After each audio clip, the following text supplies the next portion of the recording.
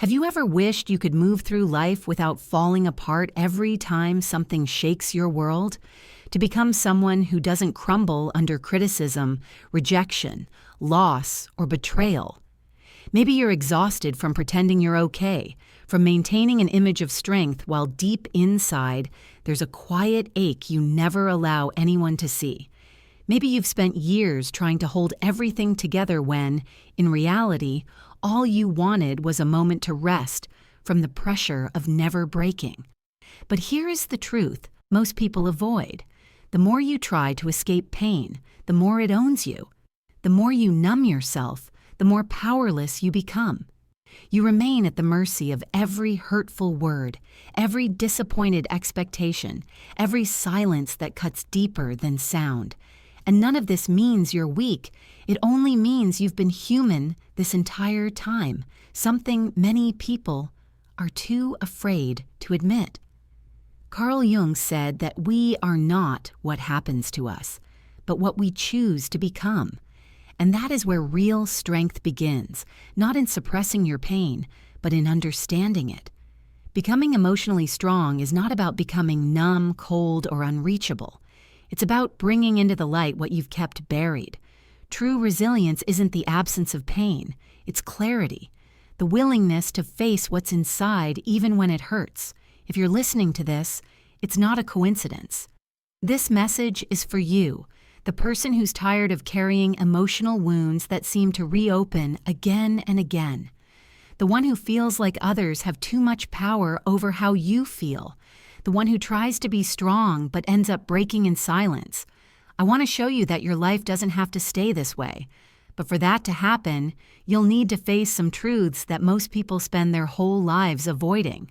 You think what hurts you is happening outside you, in how people act, in their carelessness, in their betrayals, in the things they say when they shouldn't or don't say when they should. But the real wound is internal. Nothing external can hurt you unless it finds a place inside you where pain is already waiting. What truly hurts is not the event itself, but what it awakens in you. Old memories, unresolved trauma, fear, feelings of inadequacy, the parts of you that never healed. That's why two people can live through the same situation and react completely differently. It's not about the event, it's about the wound it touches. And here comes the uncomfortable truth. You still suffer so deeply because somewhere within you, you still believe you can control how the world treats you. You keep trying to be good enough, patient enough, understanding enough, as if perfection could guarantee that no one will hurt you. But control is an illusion, and as long as you chase it, you'll live in constant tension, desperately trying to outrun things that cannot be avoided. If you want to stop suffering, stop protecting yourself from suffering. What you need is not tighter control, but deeper awareness. As long as you believe others must change for your pain to end, you remain a prisoner of their actions. Freedom begins when you finally understand that what comes from outside only has power if it resonates with what's inside. And all of that comes from your unconscious. The parts of you don't see, don't understand, and don't confront. Those parts end up shaping everything, your reactions, your fears, your triggers, your patterns. Jung warned us, until you make the unconscious conscious, it will guide your life, and you will call it fate. This is exactly what's happening now. The anger that appears out of nowhere, the sadness that hits without a clear reason, the anxiety that rises even when everything seems fine. None of these emotions are random. They are signals from the parts of you that were pushed aside, ignored, or repressed. You wonder why a simple comment destroys you while others brush it off. It's because those words touch something inside you that's still alive, still unresolved. And because you've never confronted it, it keeps showing up in your life through patterns you can't seem to break: self-sabotage, toxic relationships, anxiety, a constant sense of not being enough. This is not bad luck. It's your unconscious begging you to wake up. If you want to become someone who doesn't break easily, you must stop running from what lives inside you. because as long as you remain a stranger to yourself, you will be emotionally fragile, no matter how strong you pretend to be. The more you try to protect yourself from external pain, the more vulnerable you become to internal pain. But there is a way out, not through defense, but through integration.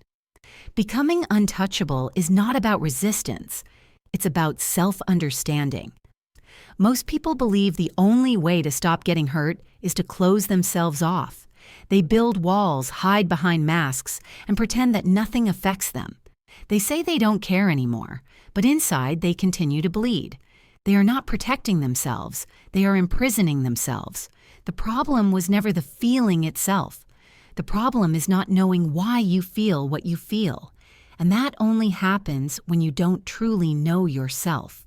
Jung said, "Know all the theories, master all the techniques, but when you touch a human soul, be a human soul."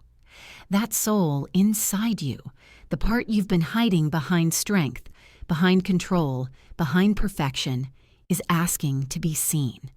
Emotional strength is not about being unaffected. It's about understanding yourself so well that nothing outside can dominate your inner world.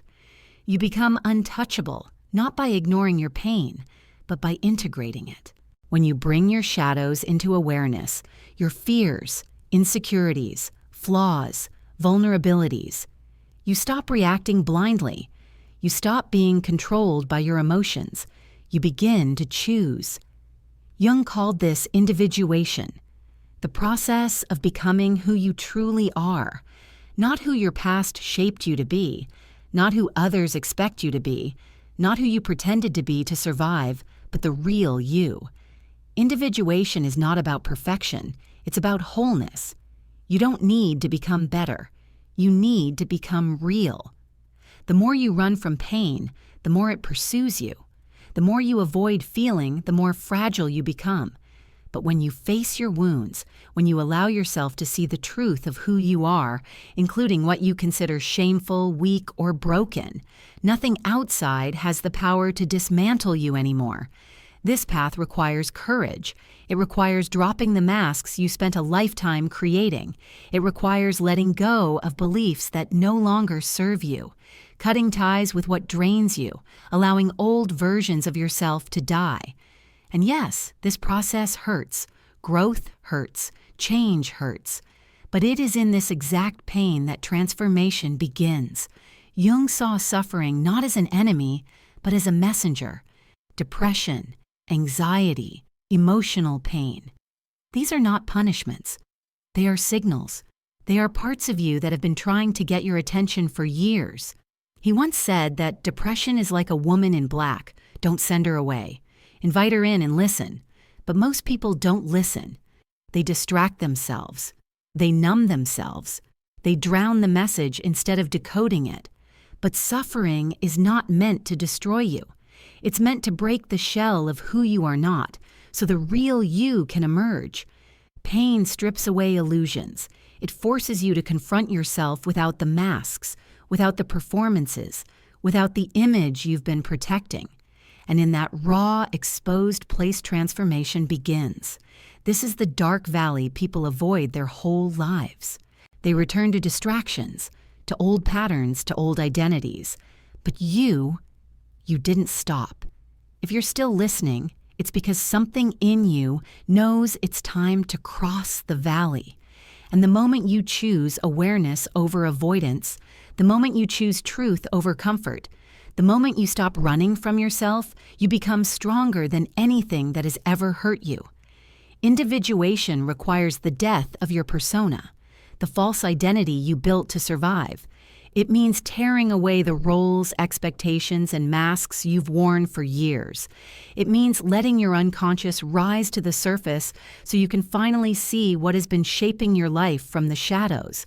And as painful as this is, it's also the moment you begin to become emotionally untouchable.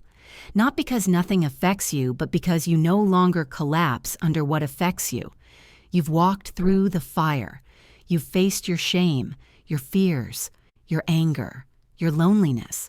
And once you've faced your own depths, nothing outside can threaten your inner foundation. You don't need validation. You don't need to win every argument. You don't need to pretend to be strong. You become stable from within.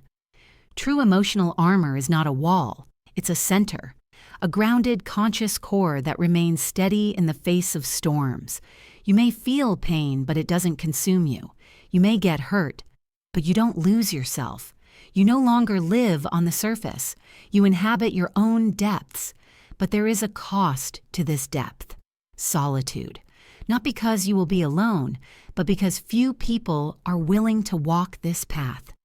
Most people remain trapped in their masks, terrified of feeling. And when you begin to free yourself, you naturally outgrow certain people, places, and versions of yourself. This distance isn't rejection, it's evolution. You don't walk away because you're superior. You walk away because you no longer fit into the places where you once hid. And finally, you realize something profound. What protects you is not strength, but clarity.